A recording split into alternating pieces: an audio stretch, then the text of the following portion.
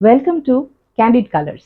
বন্ধু, ক্যান্ডিড কালার্সের মাধ্যমে আমি আপনাদের সাথে বেশ কিছু ফিটনেস টিপস এবং ট্রিক্স শেয়ার করতে চেষ্টা করি, যাতে আপনি খুব সহজেই আপনার বডি ফিটনেস অল্প সময়ের মধ্যে গেইন করতে পারেন। স্পেশালি আমার সবচেয়ে বড় প্রিয় ভিউয়ার্স যারা হাউসওয়াইফ কিংবা ওয়ার্ক স্পেসে এক ধরনের সেডেন্টারি লাইফস্টাইল ফলো করেন, তাদের জন্য এই ট্রিক্সগুলো খুবই কাজের। কিভাবে জানলাম? কারণ আমি নিজেই একজন 9 to 5 কর্মী এবং আমাকে অনেকটা সময় অফিসে বসে কাটাতে হয়, এবং অফিসে ঘন্টার পর ঘন্টা বসে থাকার কুফল হলো নারীদের বডির লোয়ার পোর্শনে অনেক বেশি ফ্যাট অ্যাকুমুলেট করে, অর্থাৎ মেদ জমে যায়, যেটিকে ঝেড়ে ফেলা খুবই কঠিন। একই সাথে আমাদের প্রবলেম এরিয়া হয়ে দাঁড়ায় বয়সের সাথে সাথে। 30 পার হলেই আমাদের এই আপার অ্যাবডোমিন এবং লোয়ার অ্যাবডোমিনে এক ধরনের ফ্যাট অ্যাকুমুলেট হয়, যেটিকে আমাদেরকে ঝরিয়ে ফেলতে বহু রকমের কসরত করতে হয়। আমি একটি ছোট্ট টিপস আজকে আপনাদের সাথে শেয়ার করব। আপনি যদি প্রতিদিন যতক্ষণ পারেন, আধা মিনিট দিয়ে শুরু করুন, অর্থাৎ 30 সেকেন্ড দিয়ে শুরু করুন, এরপরে 1 মিনিট, 1.5 মিনিট, যতক্ষণ পারেন এটিকে কন্টিনিউ করুন।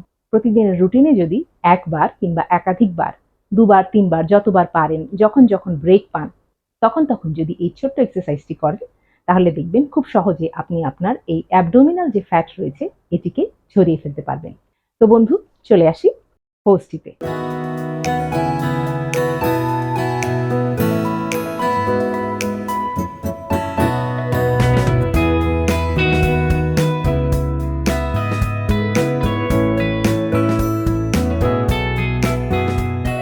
এই পোস্টটির জন্য আমাদেরকে কি করতে হবে? খুব simple, breathe in, breathe out.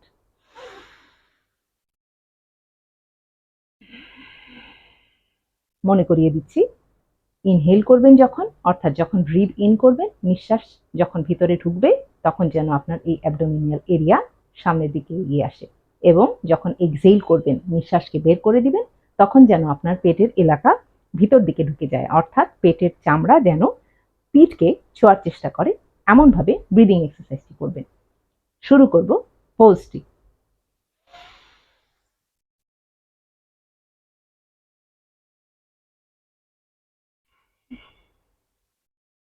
খেয়াল করে দেখুন, হাত তোলার সময় আমি ইনহেল করেছি, এরপরে আস্তে করে এক্সহেল করেছি। এর পরের অংশটি হলো আস্তে করে আপনি টোয়ের উপরে দাঁড়ানোর চেষ্টা করুন। এটি প্রথম দিকে একটু কষ্টকর মনে হবে, কিন্তু ধীরে ধীরে দেখবেন আপনি আপনার স্টেবিলিটি অর্জন করতে পারছেন।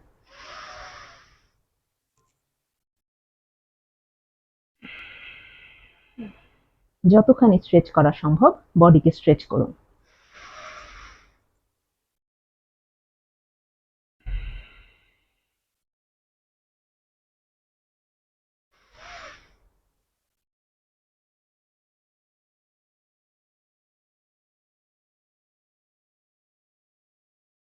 পাকে নামিয়ে আনলাম, আঙ্গুলের উপর থেকে আবার পুরো পায়ের উপরে দাঁড়ালাম, এবং খুব বেশি সময় না দিয়ে একটু ইনহেল করে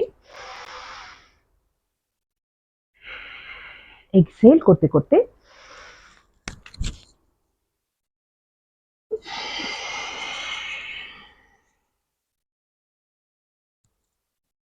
মাথাকে হাঁটুর সাথে লাগিয়ে দিলাম।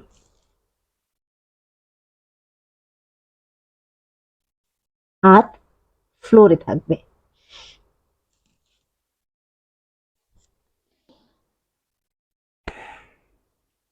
একই প্রসেসটি আরেকবার রিপিট করছি।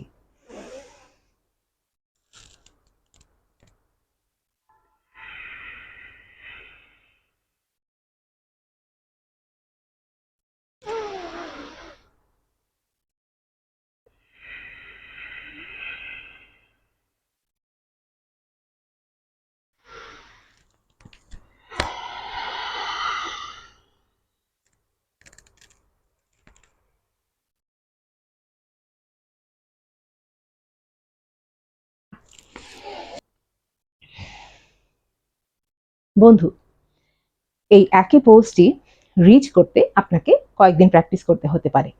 প্রথম পর্যায়ে আপনি যখন হাত উপরে তুলবেন, আপনি দেখবেন দ্বিতীয়বার তৃতীয়বার যখন করছেন তখন অটোমেটিক্যালি আপনার বডি অনেক বেশি প্রথমের থেকে বেশি বেশি স্ট্রেচ হচ্ছে। That's a good result. এরপরে আপনি যখন নিচে নেমে আসবেন, প্রথমবারে জরুরি নয় যে আপনি একেবারে আপনার হাতের পাম অর্থাৎ হাতের তালু ফ্লোরের সাথে টাচ করাতে পারবেন। এটি আমি বহুদিন, ইনফ্যাক্ট বহু বছর ধরে প্র্যাকটিস করার ফলে এখন আমি আমার হাত দুটোকে বডির পাশে ফ্লোরে টাচ করাতে পারি। প্রথমে যেটি হবে সেটি হচ্ছে আপনি হাত দুটোকে ইজিলি যতটুকু টাচ করাতে পারেন সেটি প্রথম এইম হবে, আপনি আপনার পায়ের যে বুড়ো আঙ্গুল রয়েছে সেই বুড়ো আঙ্গুলটি দিয়ে হাতের আঙ্গুলকে টাচ করাতে পারলেই যথেষ্ট। এরপরে আস্তে আস্তে আপনি আপনার হাতকে পায়ের উপরে এবং এরপরে আরো আস্তে আস্তে আপনি ফ্লোরে আপনার হাতকে রাখতে পারবেন। হাতের তালু যখন মাটি স্পর্শ করবে আপনি পুরোপুরি তালুকে মাটিতে রাখতে পারবেন। তখন আপনার এইম হবে আপনার কপাল আপনার হাঁটুতে টাচ করতে হবে।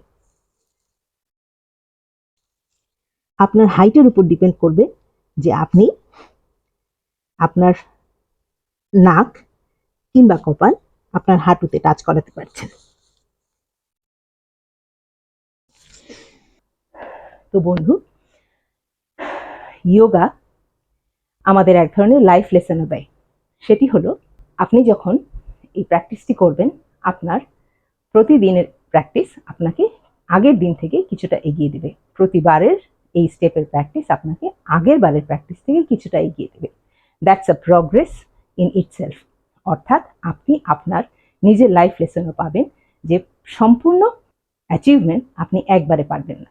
আপনি ধীরে ধীরে দিনে দিনে যে কোনো একটি কাজে সফল হতে হলে প্রতিদিন খুব অল্প অল্প ইঞ্চ বাই ইঞ্চ করে প্রোগ্রেস করবেন। ঠিক তেমনি আপনার হাত স্ট্রেচ হয়ে যখন মাটিতে পুরো পাতা আপনি ফ্লোরে টাচ করতে পারবেন, তখন আপনার জন্য আরেকটা গোল থাকবে। সেই গোলটার বিষয়ে আলাপ করব পরের ভিডিওতে।